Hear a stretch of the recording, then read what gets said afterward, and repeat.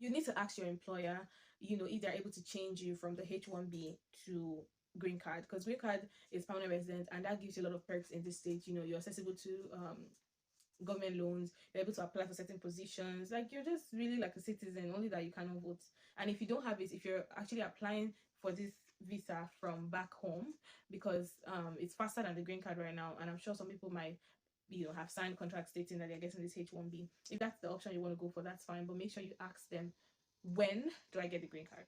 With immediately I arrive, you apply for it, or do I have to work for a certain time or pay a certain amount of money? So you need to ask your employer.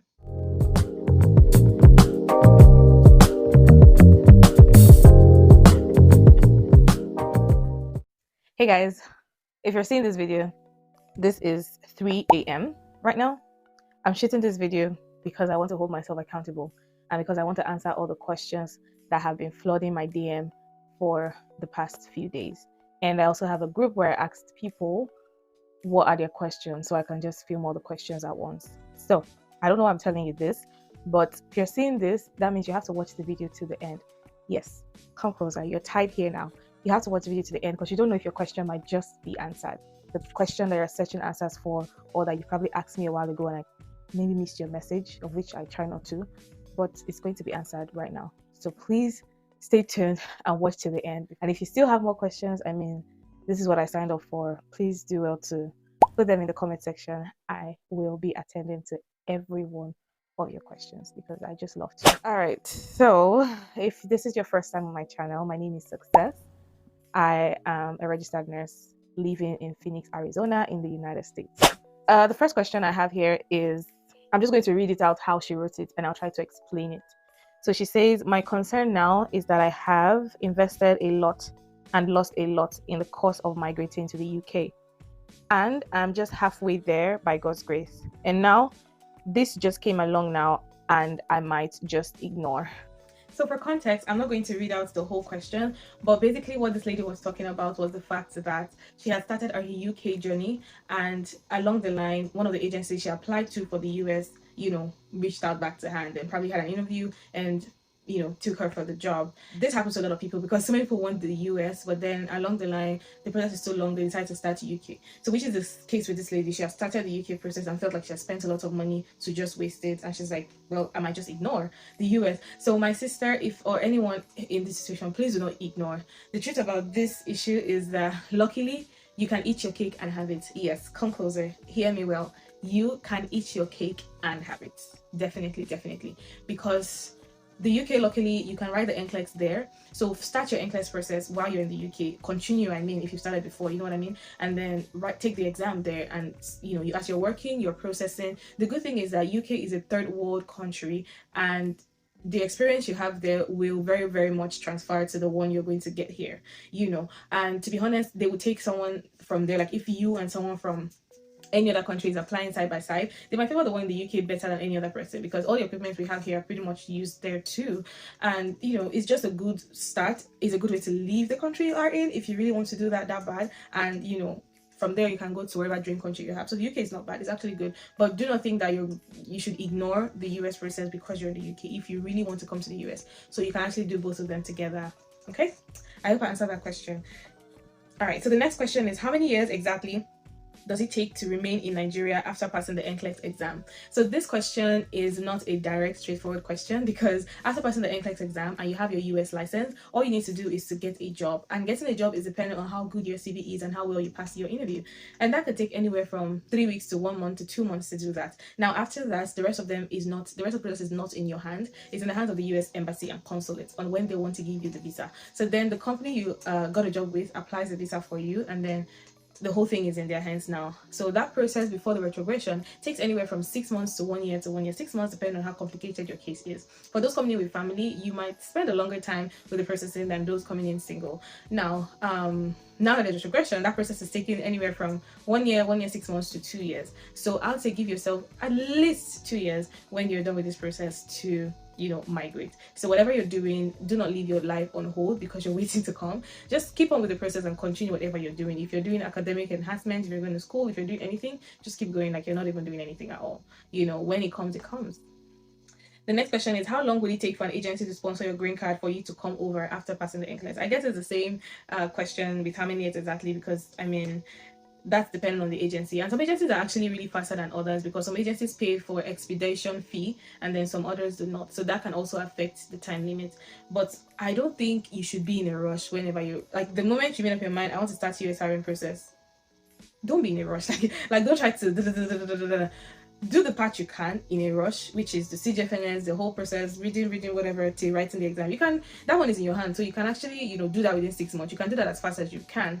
But then when it comes to the visa process and all of that, well, you just pray and wait and pray, watch and pray, because that's the most you can do, because that's not in your hand, okay? And you don't want to not accept certain agency because, oh, they're not fast, oh, my friend used this is faster, and then you deny that one. Maybe they give you a letter, you're like, no, I don't want to use you, and you start running for the one that you think is fast. Everyone is different. It might not even be fast in your case, and the one that's really fast might be fast in your case. So I'll just say patience is one key that has to do with this process. But for the purpose of this video and answering your question, just give yourself 2 years, okay? The next question I have is, how is maternity leave paid when with agency and not with direct hire? There are two parts of the question, but I'll answer this one first. So when with agency, it depends on the agency. I cannot answer for that because every agency might have their own rule when it comes to maternity leave and the benefits they have to offer. Before you sign a contract with the agency, they're going to give you a booklet that entails everything that they want you to know about them. Now, this is where the work comes on you to actually read that benefit booklet, read everything that they're giving to you so you can understand. And if you have any question before signing the contract, make sure you ask them. Ask them. If you're trying to have a child, ask them, oh, what's the maternity leave looking like? What is this? What is that? Ask those questions, you know, at least when you get your offer letter before you sign it, okay? Because if you ask it too early, they might think, oh, you're pregnant, oh, she's just going to come and start taking maternity leave. No. So maybe ask it when you get the offer letter, so at least you're sure that they actually do want you, you know, before asking these questions. But it depends on the agency. Now with direct hire, it depends on the hospital, and with hospital issues here, it depends on the states, because US, there's really nothing, there's no policy that is governing each and every one of them. There's certain standard policy, but then the way they release it to you is different. I'm in Arizona, so I'm going to talk for Arizona, and I'm going to talk for my place of work, how they do maternity leave. So my place of work, we don't have any specific maternity leave. That's where I worked before, and in Arizona there's no really maternity leave except you're working for the state government, and there are only few state hospitals we have here, so majority of the hospitals are privately owned.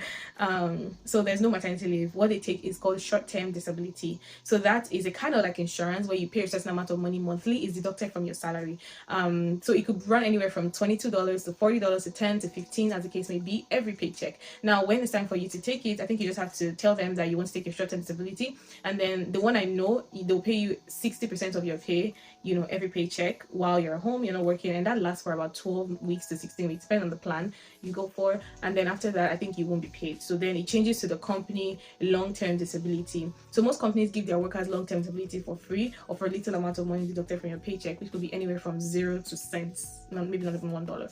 Now that one is, I think you could take up to 90 days for that one, or I think a year, I'm not sure, depends on the company, it depends on the plan, and you will be paid very little amount of money, and then as it goes you might end up not being paid at all. But the good thing is you still have your job. And now every job also has criteria to qualify for all these disabilities. You might have worked for 1 year with them, you know, and there's another one called FMLA, which allows you to work flexible. For example, you have something that needs your attention, maybe your child is sick, God forbid, and you have to like go into the hospital and back. If you have to work 5 days a week, you can come in 3 days a week and still have your job. You know what I mean? Like you're still full-time, you still have all the benefits and everything. So there are lots of options. So people still give birth, you don't have to quit your job to give birth. There are a lot of options, but those are things that you actually discuss with your employer once you get the offer letter.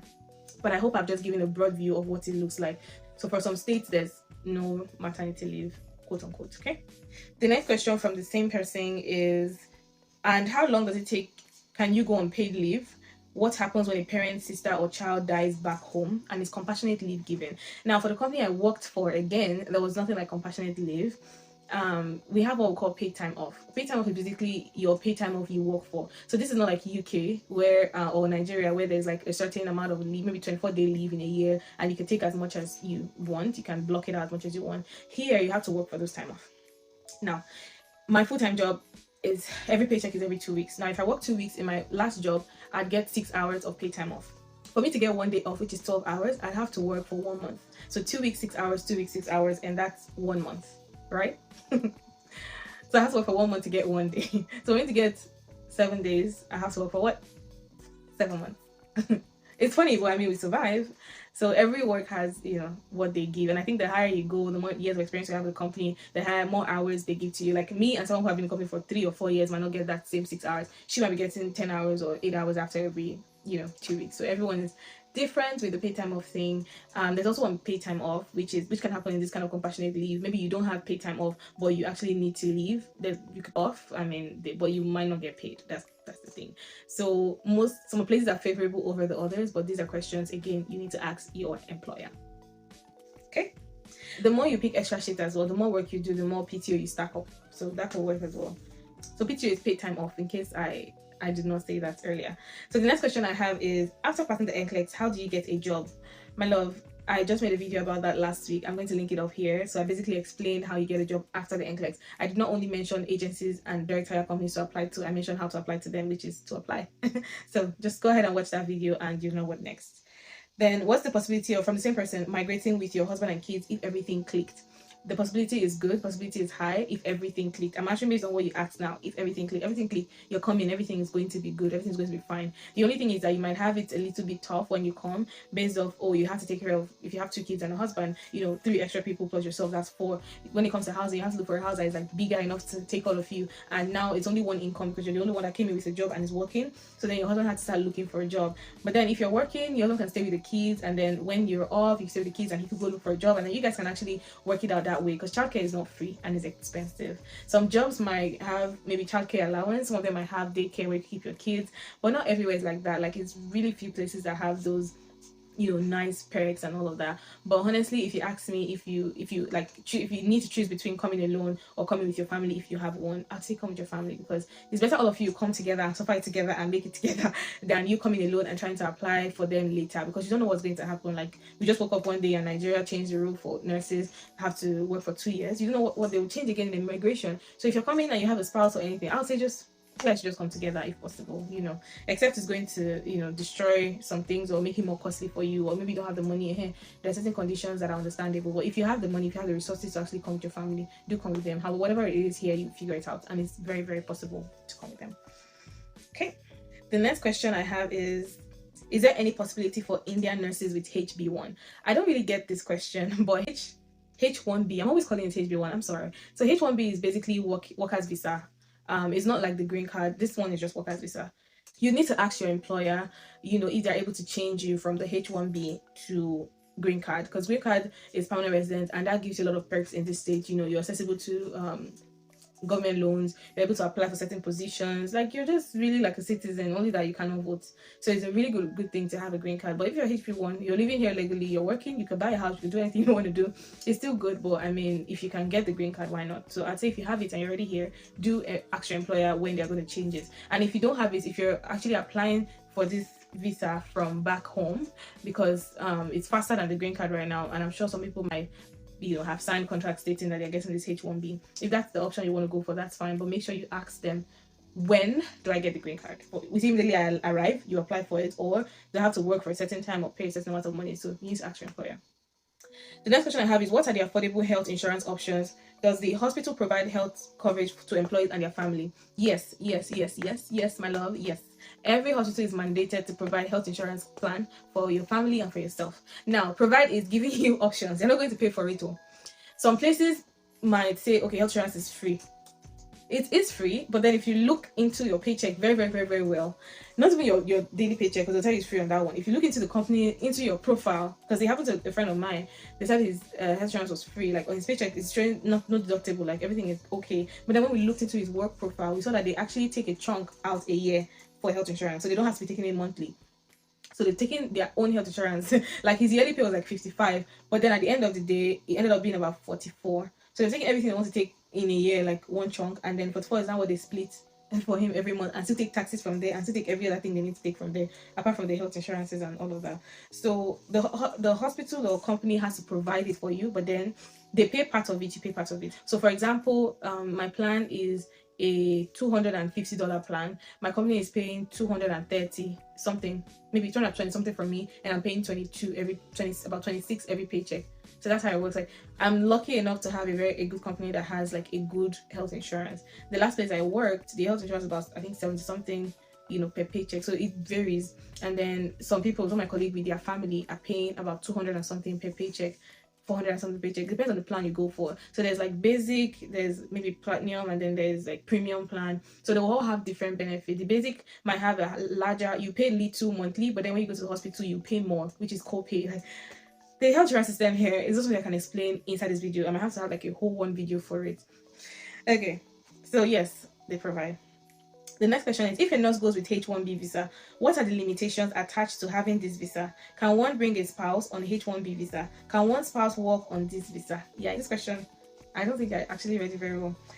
But yes, if a nurse goes with H1B visa, the limitations are, the visa is a work visa. So meaning that you might not be open to some public funds.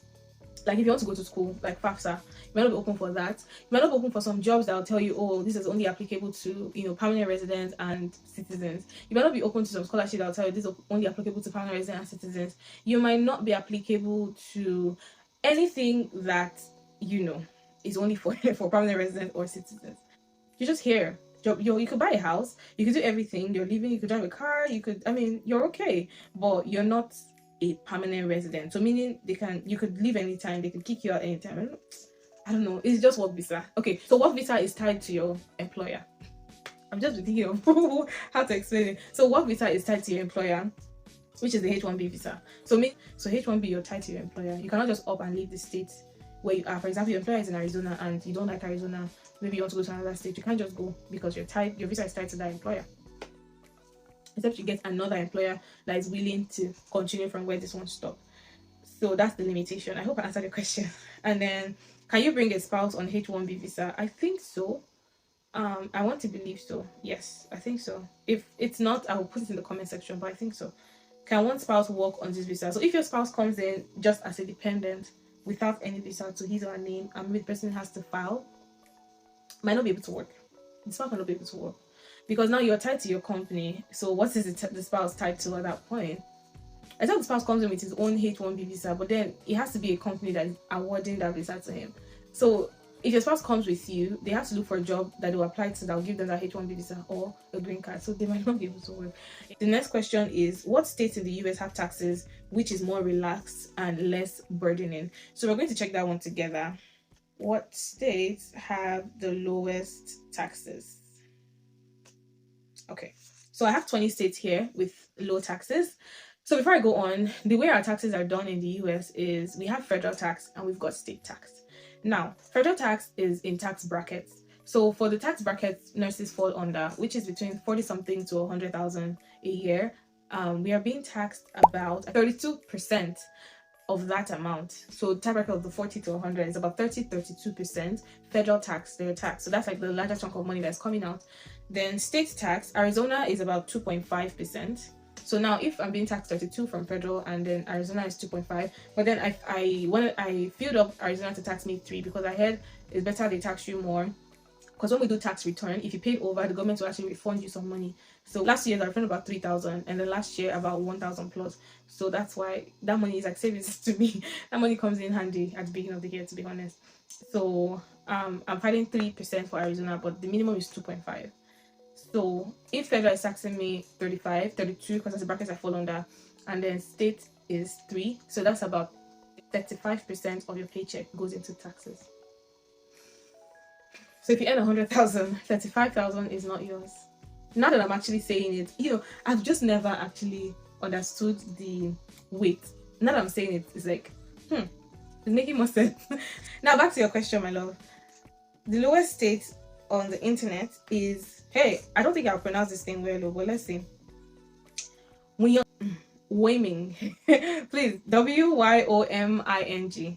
That state has no state income tax. No state income tax. Did you hear me? No state income tax, right? But you're still going to pay your federal tax. But that 2 or 3 or whatever state collects, you're not going to take anything. The next state is Alaska. Also has no state income tax. Florida, no state income tax. Tennessee, no state income tax. Washington, no income tax. That's crazy. So there are 20 states here with, I think, no state income tax. What's Arizona doing here? Let me see what they wrote. So our income tax is 2.5, and there's also property taxes on certain states higher than the others. So about 20 states has little to no income taxes. So I hope that answers your question. So the next question says, what percentage of taxes do nurses pay in the US? And are there options of managing / paying your own taxes? So I guess I kind of covered this in the last question. So we fall under the bracket of 32 or 30%. And that's for federal, and then plus whatever your state is taking out from you. The options of managing is that when you get a job, they're going to ask you to fill in what you're going to file. So if you're filing single, married, children, and then that will affect what percentage. And then they'll also ask you to select the percentage of taxes. Like I said, Arizona State's lowest is 2.5, but I selected 3 for them to be taking 3 from my paycheck because I don't know. I just wanted to be safe. So I don't want to pay under tax. So at the end of the day, when we file taxes, I will not have to pay them back. And I don't want to pay over tax so that they won't think that I have so much. I don't even know. But that's the way we manage our tax. What I mean file taxes is at the end of the year into the next year. So this is what, January, February, March, April. Within the first 4 months of the new year, you have to file taxes for the year that went by. Other steps one can take to cut down the length of the immigration process after passing the NCLEX. The only way to cut down that process is to go for the H-1B visa route, which is what we talked about earlier, the workers visa. But I guess you heard me and you heard the limitations that come with it. If you're in another country that is good, for example, maybe the UK, Australia, Canada, you're trying to come to the US, I'd say wait for the green card. Don't leave the country and come in with a work visa because it's pretty much the same thing as what you have in that country you are. For example, if you're a work visa in the UK, why would you leave a work visa in the UK to come to a work visa in the US? Like, why? So I'd say, I'd advise to wait till you get the green card, except you get a very positive response from your employer that even if they say, oh, we'll do the H-1B work visa for you, and when you come immediately we'll apply for the green card for you, then that's something, and that's something to work with. So that visa actually is a little bit faster than the green card at this point because of retrogression. As a Nigerian who studied in another country and have the country license, must I go to Nigeria to have a Nigerian license before I can migrate to the USA as a nurse, most especially with the new NMCN regulations? I don't think so, my love. I think you have the country license. So when you're doing the CGFNS process, they're going to ask you, your transcript. Luckily, it's from the country you went to school, and then which licensing body certified you as a nurse from the country you went to school, certified you have their license. Now they'll tell you, give us certification of good standing, letter of good standing from that country. So you really have no business with Nigeria at this point, apart from the fact that you're a Nigerian. So they're not going to ask you to bring your country of birth or your country of citizenship. It's the country where you actually went to school and where you have your license. That's the issue. So luckily for you, you don't have any business with Nigeria. The next question is, please, is there any point after writing your NCLEX where you would still need a license verification from NMCN? Luckily, no. So once you're done with your NCLEX and you have your license, no, you have your license. The only thing you need from in Nigeria is your transcript. You're trying to go to school again. If you have your bachelor's and you're trying to go for master's, they'll ask for your transcript. Or if you have your AD and trying to go for bachelor's, they'll ask for your transcript. So that's the only thing. But you won't do anything with the nursing council again, as long as you have the license here. That's a good thing. And then the next question is, can someone explain a little more about the retrogression? Whoa. Okay. So retrogression, as the name inside, is someone that is retrogressing, something that is delayed. So meaning that they have a backlog on visa applications. I don't know if this makes sense. This is an easier way to explain it. So they have certain number of visas they give out for certain visa categories each year. So for example, they've got employment green card, which is what we're all looking for. For example, if they give out 100,000 of those visas a year, and then they have like marital or family green card, sibling green card or children green card, like they have different categories. So if they've gotten applications for that green card in that year, it creates a backlog, so if they need only 100 and 200 applied, so the remaining 100 is going to move up to next year, and maybe 300 applied next year, that 100 is going to move up. So it just keeps, that's why it's like this. It keeps going. So each new year, I think new year for them starts around October, September. They release the priority dates you're going to be focusing on for that fiscal year. Now the priority date is another thing which is also very important. So when you see the release, you're able to know where you fall in and if you're going to be attended to that year. So the priority date is that date that is in your form I-130. These are people that have filed now. They'll give you a form. So the date that's in that form I-130, that's the priority date. So retrogression is the delay, priority date is the date on your I-130 form. So they release a visa bulletin every fiscal year to tell you where you fall in, if they're going to attend to you this year or not. So that's basically what's causing the retrogression. So hopefully they're able to catch up and it goes back to normal. This process should not take anything more than, after the license, shouldn't take anything more than 6 months to 1 year. I wish you all the best, guys, and I will do this some other time. For the meantime, if you have more questions, please leave them in the comment section. I'll be there to respond to them. And when next I put out a poll or something like this, do also send in your questions and I'll make another video answering them. Until then, thank you for watching till the end, because I know you did. I will see you guys in my next video. Your partner in success. Take care. Bye.